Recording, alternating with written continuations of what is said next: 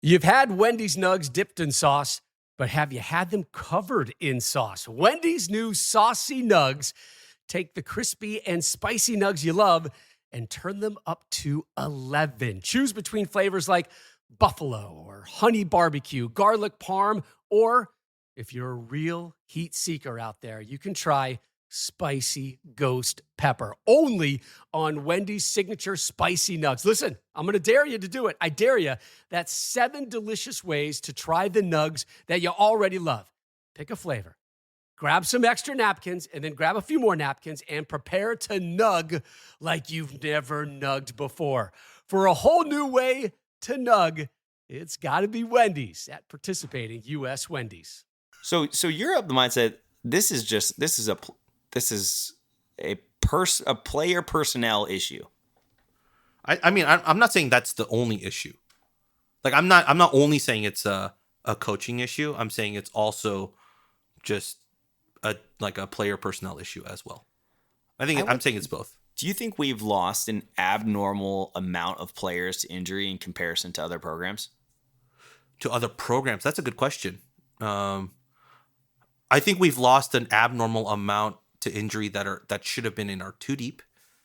And the moments in which we lost those guys have been so staggered that we haven't seen a consistent like number 1 offense or number 2 offense. Like in terms of the lineups.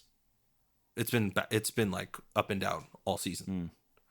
Like I know a lot of people have issues with like Blesh's play calling, but like, you know, to go back to the Pitt game, like as I said last week, I was okay with it. I thought he was generating verticality by shifting guys left and right and doing that. That's why I want to see this offense with Tobias, someone that can take the top off. Even if he's not 100%, like if you throw him on a go route and you throw it to him and it's like just beyond his reach, the safeties are going to have to start playing back off a little bit. They're not going to be able to sit 15 yards off the line of scrimmage. They're going to have to start playing 25 yards down. And that gives you space to open up guys like Mikey Matthews, who people are like, why hasn't he been effective? Well, it's because the safeties are now basically coming down into the box, and the drag routes and the routes over the middle that you probably would have ran with him are just being smacked down for like a 4-yard gain. So instead of him being able to catch it and go upfield for another 5 before he's met. So there's just I know people are saying it's a lost season, but there's just some things that I want to see with this offense before I can make a final call on like it was a coaching thing or it was a personnel thing or it was just luck of the draw that the injuries happened where they happened at the moments that they happened.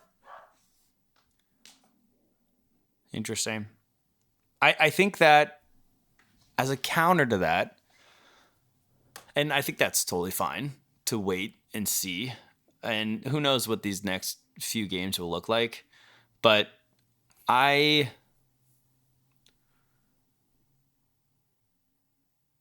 don't know. I think from a play calling standpoint, to go back to that 4th down that you mentioned on replay, the pass game is working. And in that sequence, to get into that 4th down situation, we went run. Yeah, we did. We went Cardwell, run.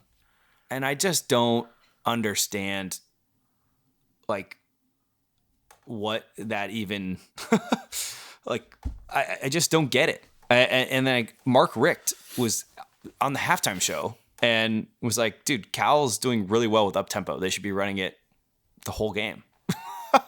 I know you can't do that the whole game, but he was essentially saying they should do it way more often. And I don't think we have the bodies to do it. We had, Rob, the greatest field position I can remember. We started so many drives at like the 40. Yeah. And we just do nothing with them. And what I wrote down in my notes is like, we have a ton of plays. We make field goal level plays. We don't make the touchdown level play. And one of them that I don't think a lot of people saw was at the end of the half, we're driving downfield to set up a short field goal. Mm-hmm. Fernando rolls out, escapes the pocket, and does not stretch for a 1st down. And instead, it sets up a 4th down, and we have to kick the field goal. That, to me, there's 10 seconds left. stretch that ball out, get the first, clock automatically stops, and take an end zone shot. It's the difference in the outcome of the game. We just make a lot of field goal plays. Like when we need to make the play that is the touchdown play, that's the play that's going to put the game at actual significant difference, we just don't make it. And it drives me crazy. I don't know what it is. I think it's also play variance, right? Like for me, that's the thing. It's like that's the reason I want to see Tobias in here, because I'm thinking at it from like a game menu standpoint, right? Like it's not like Madden. I can't keep spamming one play over and over and over and over again because the defense is going to pick up on it and start to adjust. So I'm using my best plays to get us into positions to score. And clearly our best scoring plays we're using from like beyond 35 yards out, because that's where we're doing most of our scoring. The moment the field starts to shorten, we're running out of plays because we've used most of our good ones to even get us into that spot, which is why I want to see like a guy like Tobias. Like I want to see us being able to use a deep threat pass, you know, without using the short play stuff to get us to the 35, and then being able to use a lot of our creative stuff when we're inside the 30. But like we're using up all of that like early on just to even get to that point. And like that's my thing of like I want to see if the gameplay changes, if we can get some of those types of bodies in. And if the play call changes. If it doesn't, then you know, that's a different question. What happens if you never get him back? Do you just write off the whole season because we missed 2 wide receivers? I mean, I don't know. We'll have to just see when we get there. That's just the hope I'm kind of holding on to as we have 5 more games left. So yeah, fair. All right. Yeah. Let's go to break. Yeah.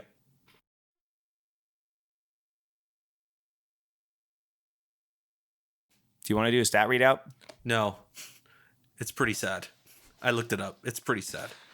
No stat readout. Because didn't it feel like Javian Thomas had like over 100 yards? It for me it felt like it on the field. For me, I thought he got to like at least at 105 or something like that because of how long his first one was. The second half, he did nothing. Yeah, it was like 70 yards on 9 carries. So yeah, but there was actually one run in the second half that, I mean, obviously, who am I to say? But it was at the end of the game when we're driving downfield, and he gets out to the right, and he has 15 yards of field in front of him. Oh, I know what play you're talking about. Blockers completely set up, and instead he just stays behind the one. Like, and I understand like why you would do that, but if he bounces that to the outside, we're talking about like 1st and 10, or like maybe 10 to go to the goal line and a ton of time left. I don't know. Yeah, that probably just comes with experience too. To make those little peek out looks to see if he has space elsewhere, but especially with his speed. Mm-hmm. Yeah, but I think that's just experience. Okay, so let's go to Panic Not Panic. I'm going to throw one in here actually before I get to the other two. I want to know Panic Not Panic, Rob, on Nando's pocket presence. God, you're going to put me on the spot, huh? This is actually a discussion I've had with Nam over the last couple days. Just about Nando's development and like, have we seen his ceiling? Do we know what the ceiling is? Have we seen his floor? Do we know what the floor is? Like a lot of those questions. Of like, because the entire fan base kind of wants to see him succeed, right? I think he's just the picture perfect type of quarterback that we want to see succeed. But then as with football, it's just like, just because we want them to succeed doesn't necessarily mean they will, or have the talent ability to be able to do that. So like, that's my feeling right now. I really hope I'm proven wrong. I'd rather be proven wrong on this, but just my gut feeling is that this is it with Nando. And I know that there's like the caveat of like the offensive line not performing up to par, him not having all of his weapons, him not even having a real run game behind him. Like I get all that. And I think that's all totally fair assessments. It's just me and my gut feeling from like my eye test. And so like, that's what I hope I'm wrong with. I hope my gut feeling is wrong. Like I really do. So, wow. Yeah. Yeah, it's just one of those things. Yeah. Maybe it's But- because I'm watching so much losing football that it's like that's what's formulated that deep inside. But that's kind of where I'm at right now. And so yes, to your question, I am hitting the panic button on the development of his pocket presence. Because he's holding the ball too much. I think it's a few things. He's holding the ball too much. I think he's taking a little bit too long to make decisions on what he wants to do.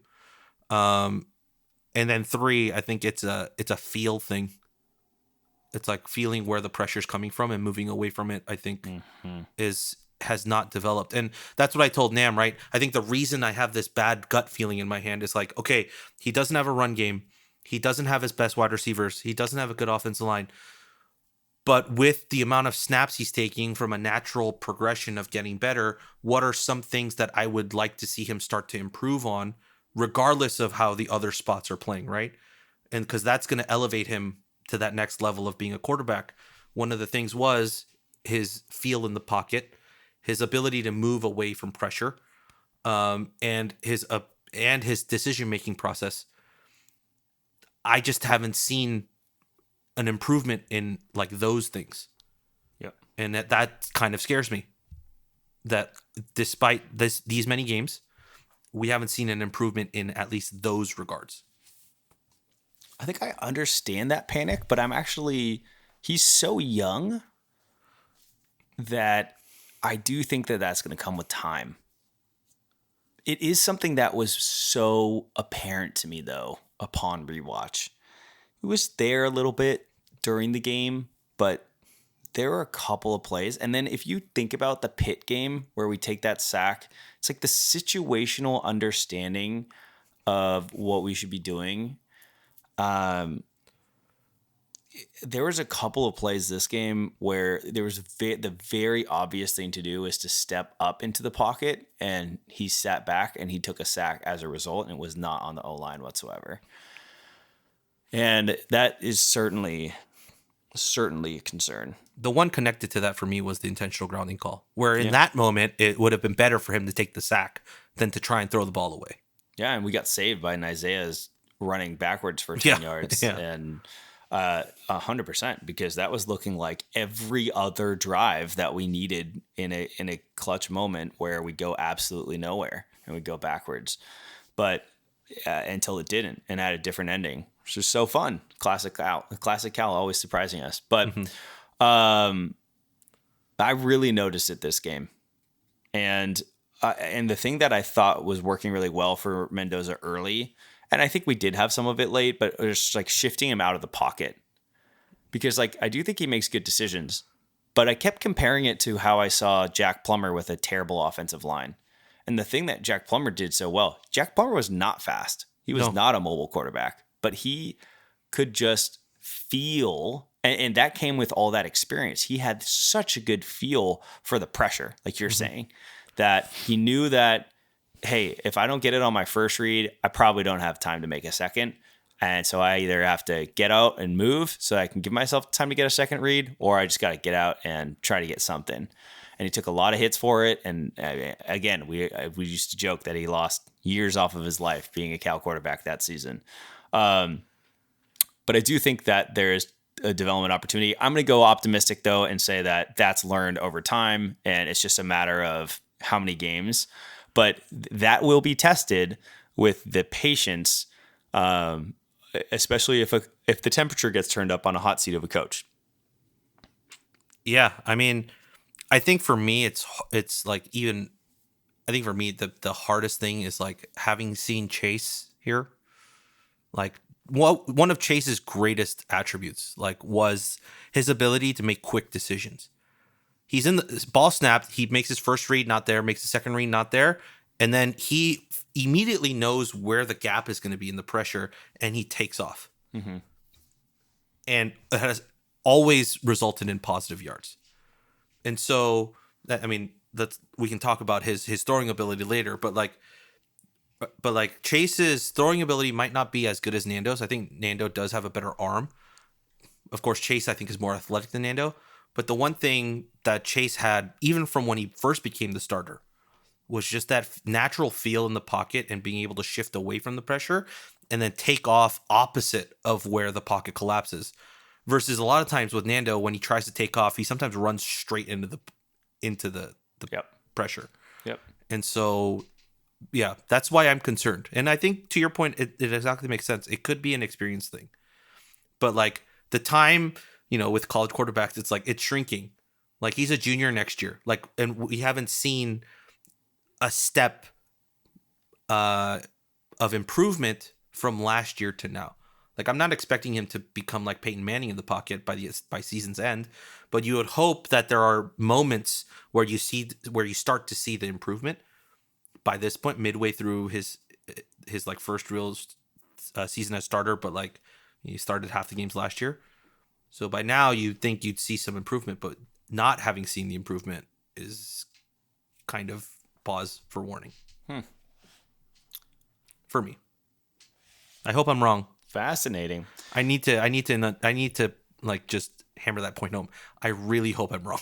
Yeah, and I don't think he's reached his ceiling yet. His ceiling is some combination of the pocket presence that you're talking about, and understanding of the pressure with Auburn. But like the thing about him is that he's still outside of maybe that Jonathan Brady throw, but that he beat himself up on. I was like, honestly, of all the plays, that was some of the most forgivable for me.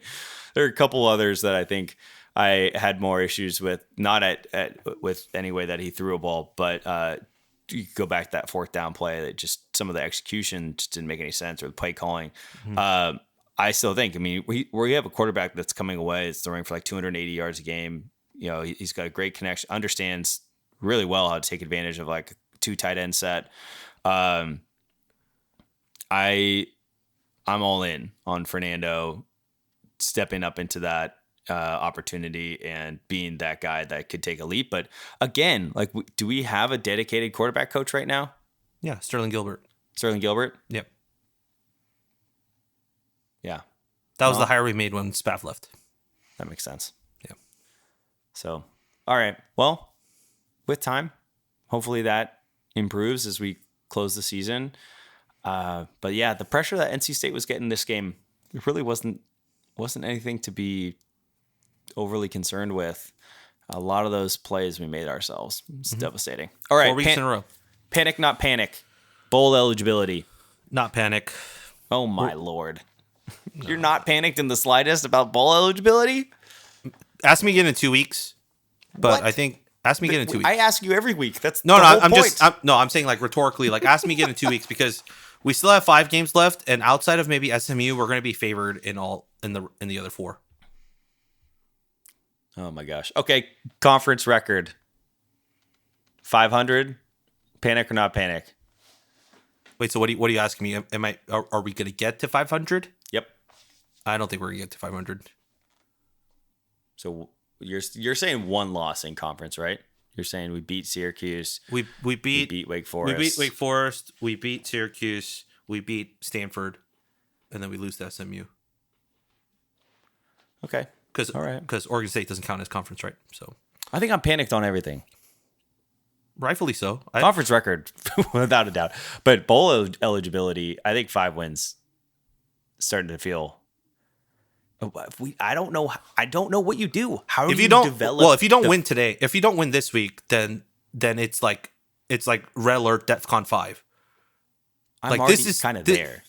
Yeah, but this is the one that you need to win. Like, this is the absolute one to get yourself back on track to at least get to 6. This is the one you need to win. Yeah. So, like, yeah. And then you get a bye after it. And then Wake Forest on Friday night. So, like, I think, yeah, so this is the one. If we lose this one, then, all bets are off. Great. Yeah. Not like we have a bad history with Oregon State or anything. No, not at all. Not at all. Spooky season and well, all. Well, thankfully, it's a day game. Thank goodness for that. Thankfully. All right, let's get this thing wrapped. Players of the game. Give me your 2. Offense, defense. Offensively, I'm gonna give it to Nicaea just because of that one play call, or the one play that kept our drive alive. That was outstanding.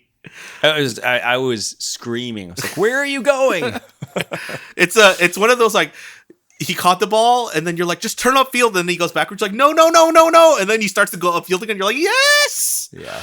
and then so yeah, And also stretch the ball out to get the first down. Dude, know. what I don't understand is we had so many plays, whether it was JV and Thomas, whether it was like Isaiah Hunter, where we can run back into contact to get the extra yard and we run out of bounds. And I do not understand why we aren't trying to finish some of those.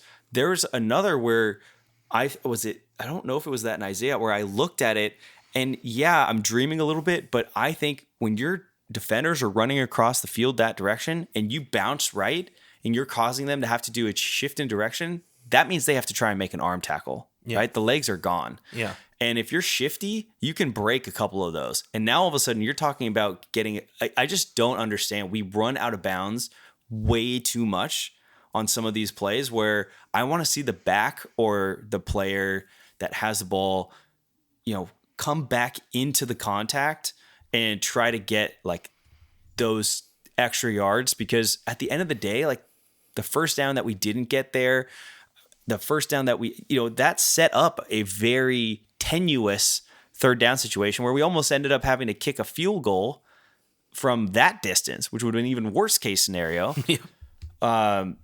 So anyways, that got me triggered, but it was still a great play. I don't mean to take anything away from it.